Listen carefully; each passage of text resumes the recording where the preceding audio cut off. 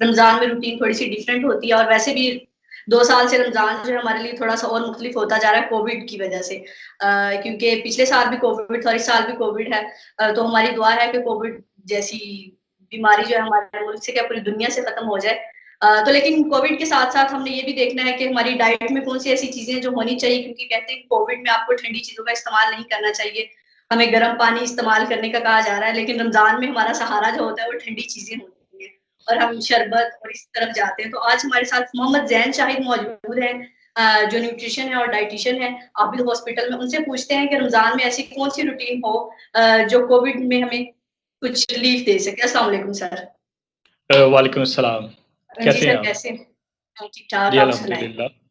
जी अल्हम्दुलिल्लाह। तो सबसे पहले तो सर मुझे ये बताएं कि हम जो है ठंडी चीज़ों का इस्तेमाल रमज़ान में बहुत करते हैं, ख़ास तौर पे शरबत और कोक का इस्तेमाल जो है हमारे यहाँ बहुत किया जाता है। तो कोविड में कहा जा रहा है ये चीज़ें इस्तेमाल नहीं करनी चाहिए, तो इस चीज़ से कैसे बचा जा सकता है? सबसे पहली चीज़ जो कोविड के अंदर बहुत ज़्यादा इंपॉर्टेंट है वो हमारी इम्यूनिटी है, और इम्यूनिटी के लिए हमने अपनी डाइट में वो चीज़ें इस्तेमाल करनी है जो हमारी इम्यूनिटी को बूस्ट करें और उसे स्ट्रॉन्ग करें। तो उसमें सबसे बेहतरीन चीज़ जो हमारे पास है वो हमारे पास सूप्स वगैरह हैं, vegetable soups, chicken soups, protein intake हमारा अच्छा रखना, और उसके साथ-साथ जो हमारा जो इलेक्ट्रोलाइट बैलेंस होता है, जिसकी वजह से हम लोग रूटीन के अंदर बहुत ज़्यादा शरबत की तरफ मूव करते हैं, कोल्ड ड्रिंक्स की तरफ मूव कर रहे होते हैं। तो वैसे भी हम कोल्ड तो ड्रिंक्स को आप कह अवॉइड रहे ही हैं कि करना शरबत की चाहिए। जगह हमें सूप का इस्तेमाल करना चाहिए इस रमज़ान में? हाँ, सूप्स की तरफ जाना चाहिए, हमें ग्रीन टी को प्रेफ़रेंस देनी चाहिए, हमें ऐसे सोर्सेज़ के ऊपर जाना चाहिए जो बहुत ज़्यादा हमारे लिए वो कार्बोनेटेड ना हो बहुत ज़्यादा, जिसके अंदर जैसे हमारे पास कोल्ड ड्रिंक जितने भी हैं वो सारे कार्बोनेटेड। कार्बोनेटेड हैं, उनसे हमें अवॉइड करना है। बाकी हमें वाटर इंटेक अपना अच्छा रखना चाहिए, लेकिन ताकि सबसे जो पहले हमारा वाटर। जब हम अफ्तारी करते हैं तो सबसे पहले हम एक जामे शरी का ग्लास पकड़ते हैं, तो करते हैं तो उसे अवॉइड करना चाहिए। उसकी जगह आप शिकंजी का इस्तेमाल कर सकते हैं या लेमनेड का इस्तेमाल कर सकते हैं, जो लीमू लीमू पानी जिसे हम आम तौर पे कह सकते हैं, कि क्योंकि वो लीमू ज़्यादा के अंदर ठंडी, जो है। वो भी तब इस्तेमाल कर सकते हैं जब ज़्यादा ठंडी ना हो, या वो जी, जी, ठंडी भी पी नॉर्मल सकते नॉर्मल नहीं, नॉर्मल नॉर्मल आप उसको नॉर्मल टेम्परेचर पे आप यूज़ कर सकते हैं, तो ज़्यादा उसकी कूलिंग नहीं करें। हैं? अच्छा। और सबसे पहले एक हमारा इशू ये होता है कि रमज़ान में अफ्तारी में बहुत सारी ऐसी चीज़ें हैं जो हमें अवॉइड करनी चाहिए कि हमारी अफ्तारी में वो चीज़ें ना हों, और कौन-सी ऐसी चीज़ें हैं जो हमारी अफ्तारी में होनी चाहिए? एक चीज़ ऐसी है ठीक कि है। माइनस कर दें और एक चीज़ ऐसी है जो ऐड कर लें। जो माइनस करने वाली हमारे लिए चीज़ है अफ्तारी में, वो सबसे मेन चीज़ ये है कि वो बहुत ज़्यादा मीठी ना हो, ठीक हो गया। और दूसरी चीज़ ये है कि वो बहुत ज़्यादा डीप फ्राइड ना हो, यानी कि जो हमारे समोसे पकौड़े होते हैं ना, जो हम बहुत ज़्यादा मिकदार में इस्तेमाल कर रहे होते हैं, वो डीप फ्राइड प्रोडक्ट्स के अंदर आ तो जाते हैं। हमने कोशिश करनी है कि पाकिस्तानियों के बारे में कहा जाता है कि तरावियाँ हम पर सुन्नत हैं और पकोड़े हम पर फ़र्ज़ हैं, तो हम पकोड़े छोड़ नहीं सकते। उसके अलावा कोई अल्टरनेटिव बताएँ हमें क्या करना चाहिए? आप पकोड़े छोड़े ना, आप उनकी क्वांटिटी को रिड्यूस कर दें। आप अच्छा। ज़्यादा मिकदार में ना इस्तेमाल करें, आप क्वांटिटी को रिड्यूस कर सकते हैं, बजाय इसके कि अगर आप बिल्कुल ही ज़ीरो कर दें। इससे और इसके साथ-साथ आप अपना प्रोटीन इंटेक अच्छा रखना है, जिसके लिए आप कोई चिकन वगैरह या फिश वगैरह या बॉइल्ड एग्स या इस तरह की कोई भी चीज़ अपनी इफ्तारी के अंदर रख सकते हैं, ताकि आपका प्रोटीन इंटेक भी मेंटेन रहे और आपका मसल लॉस भी ना हो, और आपकी इम्यूनिटी और आपकी जो एपेटाइट है वो भी कंट्रोल में रहे। आपका पेट भी भरेगा, आपकी नीड्स भी पूरी होंगी और आपको कोई लॉस भी फ़ील नहीं होगा। और पानी की कमी अक्सर हो जाती है रमज़ान में, क्योंकि गर्मी है, तो इसकी डिहाइड्रेशन के लिए कौन-सी ऐसी चीज़ है? क्योंकि जब आप अफ्तारी के बाद ज़्यादा पानी पीते हैं तो तबीयत तब भी खराब हो जाती है, तो एकदम से कई लोग खाना खाते नहीं या पानी का बहुत इस्तेमाल करते हैं। तो पानी की कमी भी पूरी हो जाए और नुकसान भी ना हो। पानी का तो हमें ख़्याल रखना है, हमने कोशिश करनी है कि हम 8 से 10 ग्लास पानी पिएँ, ख़ास तौर पे इफ्तारी से लेके सहरी तक। उसको हम डिवाइड कर सकते हैं, 4 ग्लास हमने इफ्तारी में पीने हैं, तो 4 ग्लास हमने मोस्टली लोग हमारे जो होते हैं वो इफ्तारी करके सोते नहीं हैं, वो सहरी तक जागे रहते हैं, उठे रहते हैं। वो एक बार सहरी करते हैं और फिर जाके सोते हैं। तो वो लोग तो वाटर इनटेक को अपने कंट्रोल कर सकते हैं, क्योंकि वो थ्रू आउट मूवमेंट में पानी का इस्तेमाल कर सकते हैं। मोस्टली ये होता है कि हमने फटाफट कोई भी वाटर इनटेक या कोई भी लिक्विड को कंज्यूम नहीं करना। जब हम फटाफट 2-3 ग्लास पानी के पी लेते हैं, तो उस पानी से ही हमारा वज़न जो हमारा वो भूख होती है वो मिट जाती है। तो इस वजह से फिर समटाइम्स वॉमिटिंग स्टार्ट हो जाती है लोगों को, उनको प्रॉपर डाइजेशन नहीं हो पाती। तो सबसे बेहतरीन यही है कि आप कोई नींबू पानी वगैरह का इस्तेमाल करें, इस तरह की चीज़ अपने सादा पास पानी कम रखें। इस्तेमाल करें। आप ज़्यादा पानी इस्तेमाल करें इफ्तारी से थोड़ी देर बाद से लेकर, अगर आप जब तक जाग रहे हैं तब तक आप पानी पीते रहें थोड़ा-थोड़ा करके। बजाय इसके कि इकट्ठे ही आप पानी पीना शुरू कर दें, 2-2 3-3 गिलास, थोड़ा-थोड़ा करके आप इसको कंटिन्यू रखें। ताकि आपकी बॉडी की वाटर नीड्स और इलेक्ट्रोलाइट बैलेंस वो कंट्रोल में रहे। अच्छा, सहरी में कौन सी डाइट लेनी चाहिए जो हेल्दी हो और आपको पूरा दिन रोजा जो है 10 बजे के बाद ज्यादा फील होना शुरू हो जाता है, तो जी सहरी में हाँ, सहरी में सबसे बेहतरीन चीज़ ये है कि हमें पराठों से थोड़ा सा दूर भागना चाहिए। और जो हमारे पास रिफाइंड फ्लोर आ रहा है, यानी कि सफ़ेद आटा आ रहा है, जिसके हम पराठे आजकल बड़े शौक से खाते हैं, उसी जगह अगर हम जी होल ग्रेन की तरफ मूव करें, यानी कि जो हमारा चक्की का आटा है चक्की उसका का इस्तेमाल आटा। करें। हाँ, उसको अगर इस्तेमाल करें वो हमारे लिए बहुत ज़्यादा बेनिफिशियल भी है। उसके बाद हमारे पास जो प्रोटीन इंटेक है, हम उसके अंदर कोई गोश्त से बनी हुई कोई चीज़ खा सकते हैं, कोई अंडों से बनी हुई चीज़ खा सकते हैं, ऑमलेट ले सकते हैं, या कोई भी जो चीज़ हमारे पास अवेलेबल है जो अच्छा प्रोटीन का सोर्स है। इसके अंदर हमारे पास दालें दही भी का आ सकती इस्तेमाल हैं। दही का इस्तेमाल कर दही सकते हैं। हाँ, दही का इस्तेमाल कर सकते हैं, क्योंकि दही हमारा प्रोबायोटिक्स है, वो हमारी जीआईटी हेल्थ को भी कंट्रोल में रखता है, जो हमारा मैदा है। और दही का इस्तेमाल, इवन तो हम ये तो नहीं कह सकते कि दही आप इस्तेमाल करेंगे तो आप पूरा दिन प्यास नहीं लगेगी, लेकिन यह है कि अगर हम अपना लेकिन प्रोटीन कॉन्सेप्ट यही इंटेक, पाया जाता है कि अगर आप दही खा लेंगे तो आपको प्यास नहीं लगती। नहीं वो ये होता है ना, हमारी डाइजेस्टिव हेल्थ जो है वो कंट्रोल में रहती है। तो जब हमारी डाइजेस्टिव हेल्थ कंट्रोल में रहती है तो हमें वो बहुत ज़्यादा प्रॉब्लम्स फेस नहीं करने पड़ते। तो इसलिए दही हो गए, और प्रोटीन इंटेक इसीलिए हम अच्छा रखवाते हैं ब्रेकफास्ट के अंदर, कि वो जो हमारे कार्ब्स होते हैं, रोटी वगैरह होती है, वो जल्दी डाइजेस्ट हो जाती है, जबकि कोई भी प्रोटीन वाली चीज़ है वो थोड़ा टाइम लेती है उसको हजम होते होते। तो वो आधा दिन तो हमारा उसको हजम करते हुए गुजर जाती है, हमारी बॉडी होती है। इस वजह से मेजोरिटी टाइम जो है हमारी बॉडी, जो बॉडी है वो फीलिंग ऑफ फुलनेस फील करती है, फुल फील कर रही होती है। इस वजह से हम ये रिकमेंड करते हैं कि आपका प्रोटीन इंटेक जो है ना वो अच्छा होना चाहिए। आप सहरी के अंदर थोड़े से कोई बादाम वगैरह भी यूज़ कर सकते हैं, दो अच्छा, चार खजूरों बादाम वगैरह के ऐड बारे कर। में लोग बहुत कहते हैं कि खजूर अगर खा लें सहरी में तो वो बहुत ताकतवर होती है, तो जी, जी, खजूर तो हमें सहरी के अलावा रूटीन में भी इस्तेमाल करनी चाहिए, वो बहुत ज़्यादा ताकतवर है। हमारे सर थे, वो हमें कहते होते थे कि यार जो बंदा रोज़ाना 2-3 खजूरें खा लेता है ना, तो उसकी कभी टाँगों में दर्द नहीं होगा, उसके घुटनों में दर्द कभी नहीं होगा, वो बुड्ढा भी हो जाएगा। तो इसलिए खजूर तो के बहुत ज़्यादा अगर खाएँ बेनिफिट्स हैं, तो सहरी में हमें तो इस्तेमाल कितनी करनी दाल चाहिए। में खानी चाहिए? अगर एक रूटीन बनाते हैं आपके सहरी में मैंने खजूरें खानी तो कितनी होनी चाहिए? 2 खजूरें एनफ हैं, 2 से ज़्यादा तो अवॉइड कर लें, 2 एनफ है। हमारी नीड्स पूरी कर देती हैं 2 खजूरें। और डायबिटीज़ के और जो बीपी के पेशेंट्स हैं उनके लिए क्या डाइट होनी चाहिए? डायबिटीज़ के पेशेंट हो गए, या वो लोग जिनका हाई ब्लड शुगर प्रेशर रहता है, जी। हाई ब्लड प्रेशर के जो लोग होते हैं, इन सब के अंदर ना एक प्रॉब्लम होता है, वो होता है इंसुलिन रेजिस्टेंस का, यानी कि इनकी बॉडी का इंसुलिन लेवल जो है वो मेंटेन नहीं रहता। और एक हमारा बहुत कॉमन डाइट में कॉन्सेप्ट है, उसको हम कहते हैं इंटरमिटेंट फास्टिंग। वो उसका एक टाइप होती है, उसको हम कहते हैं 16:8 मेथड जो है, उसको हम पूरा प्रॉपर्ली जो हमारा रूटीन है रमज़ान की, उसको हम फॉलो कर सकते हैं। क्योंकि हमारा रोज़ा जो है उसकी टाइम ड्यूरेशन 16 घंटे तकरीबन होती है, 14 से 16 घंटे है। उसके अलावा जो हमारा ईटिंग पीरियड होता है वो 8 घंटे का बचता है, यानी कि 16 घंटे तो हम कुछ भी नहीं खा रहे, 8 घंटे जो है हम लोग जो है वो कुछ ना कुछ खा रहे होते हैं, हमारी वो ईटिंग विंडो होती है उसके अंदर। तो जब हम 16 घंटे कुछ नहीं खा रहे होते, तो हमारा जो खाना होता है वो तो 5 से 6 घंटे तक हमारे स्टमक के अंदर रहता है, उसको डाइजेशन होती ठीक है। रहती है। लेकिन उस दौरान जब वो डाइजेस्ट हो जाता है तो हमारी बॉडी को एनर्जी नहीं मिल रही होती डायरेक्टली, क्योंकि जो हमारा फूड है वो डाइजेस्ट हो चुका है।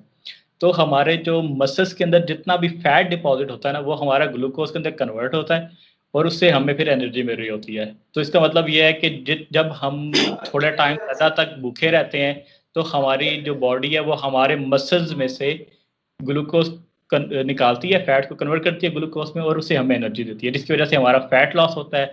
जब हमारा फैट लॉस होता है तो हमारा वेट लॉस भी साथ ही होता है, और जो हमारी इंसुलिन की सिक्रेशन है वो भी कंट्रोल में होती है। जब हमारी इंसुलिन की सिक्रेशन कंट्रोल में आती है तो ऑटोमेटिकली हमारे high blood pressure, lipid profile, triglyceride और कोलेस्ट्रॉल लेवल्स और ब्लड शुगर लेवल्स हैं, वो भी फॉल करना शुरू कर देते हैं।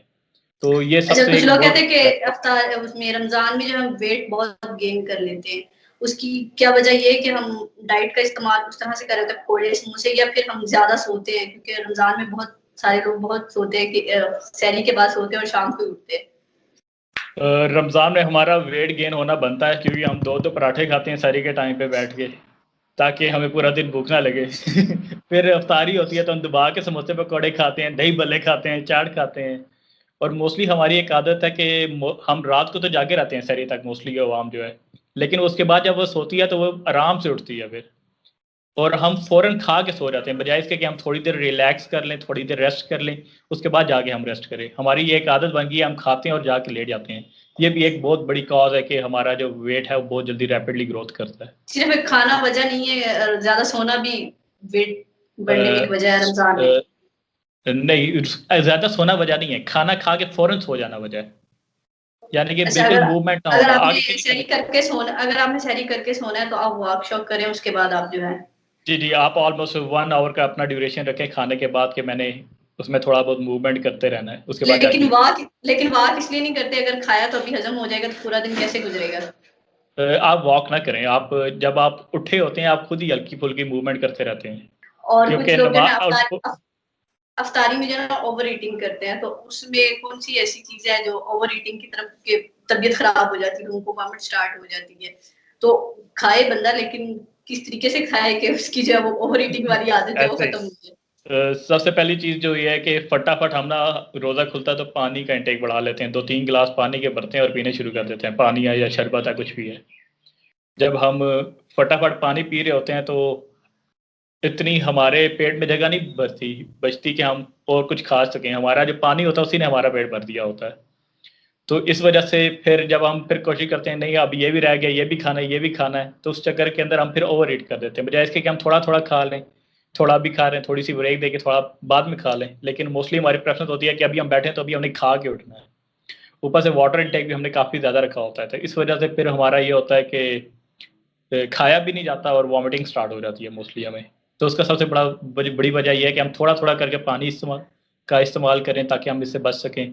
फटाफट जो है पानी ना पिए, थोड़ा तो पहले साथ है खाते रहें, कौन से साथ फ्रूट जो है हमें इस रमजान जो अफ्तारी में इस्तेमाल करनी चाहिए, जो आप रेकमेंड करते हैं कि ये फ्रूट ये अफ्तारी में होना चाहिए?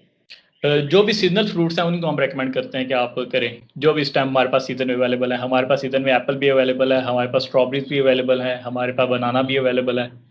तो इन सब की आप मिलके चाट वगैरह बनाकर भी इस्तेमाल कर सकते हैं। अगर आप कुछ भी नहीं करते तो आपने तो सुना ही है, an apple a day keep the doctor away. तो आप कोई भी एक फ्रूट जो है आप उसको कंज्यूम कर सकते हैं जो भी आपके पास सीजन में अवेलेबल है, क्योंकि एप्पल हो गया, गावा हो गया, अभी हमारे पास जितने जो हमारे पास गावा है यानी कि अमरूद जो है वो इस टाइम विटामिन सी जी। का सबसे रिचेस्ट सोर्स है। हम कहते होते हैं कि हमारे पास लीमू और ऑरेंज जो है यही विटामिन सी के सोर्सेज हैं। इन सबसे ज़्यादा विटामिन सी हमारे पास अमरूद के अंदर पाया जाता है। अगर हम उसका इस्तेमाल करें तो हमारी जीआईटी हेल्थ भी इंप्रूव रहेगी और जो हमारी डाइजेशन भी कंट्रोल रहेगी। उसके साथ साथ जो हमारा विटामिन सी का लेवल है और हमारी हमारी इम्यूनिटी है वो भी इंप्रूव रहेगी। तो हम कोशिश करेंगे जो भी हमारे पास सीजनल फ्रूट्स अवेलेबल है उनको हम लाजमी ऐड करें। उनके एक फ्रेश एक जूस भी आप इस्तेमाल कर सकते हैं, शेक भी बना सकते हैं। अगर आपने तो वेट लॉस वगैरह करना है या कोई इस तरह का आपका कोई गोल वगैरह है या आप कोई किसी हेल्थ प्रॉब्लम से गुजर रहे हैं, अगर डायबिटिक हैं, फिर तो मैं प्रेफर नहीं करूंगा कि आप शेक वगैरह या इस चीज़ को फॉलो करें या जूसेस को करें। कोई एक फ्रूट ऐसे ही आप ले लें, क्योंकि जब हम शेक्स पे चले जाते हैं या हम जूसेस पे चले जाते हैं तो हमारा जो शुगर लेवल है ना फ्रूट का वो इंक्रीज हो जाता है। उसका ग्लाइसेमिक इंडेक्स जब इंक्रीज होता है, जो हमने पूरा दिन इंसुलिन की सिक्रीशन को कंट्रोल किया हुआ था वो दोबारा होनी शुरू हो जाती है।